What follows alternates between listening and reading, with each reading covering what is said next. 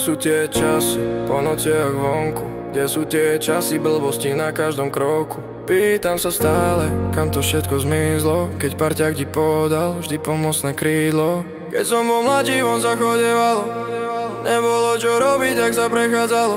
V dnešnom svete pýtam sa, kam to všetko zmizlo. Pravím si stále, že ušlo to fakt rýchlo. Svet je nezrýchly, no srdcia sú prázdne. Ľudia sa tvária, že majú všetko krásne. Na fotkách úsmev, no doma je len ticho. Dnešná doba zmenila sa veľmi strašne rýchlo.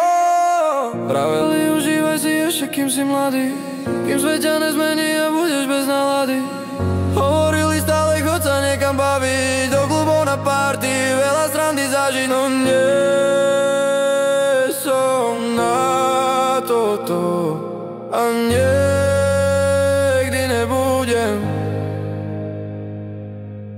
Nemal som o toto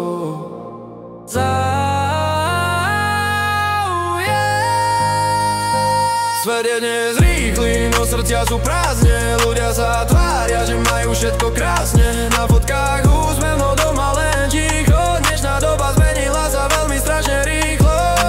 Nechápem, mládež dnešnú nevedia svoje tóny. Zoberieš im mobil a sú bez komfortnej zóny. Na rodičov žaloby a neúcta ich pýcha. Nazvať to ja neviem, asi je to pýcha. Na školách len nadávky, v spoločnosti drzí.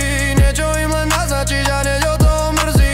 Nevedia, kam smerujú tie ich kroky. A tak fajčia, pijú a brávajú len drogy. Dnešní mladí žijú len v obrazovkách. Viac filtre než pravda, všetko je na storkách. Kde to všetko zmizlo, čas strávený vonku. Dnes každý je zavretý v digitálnom kroku. Smiech pri risku nahradil tichý tón. Nemyslím to negatívne ani žiadnu zlo.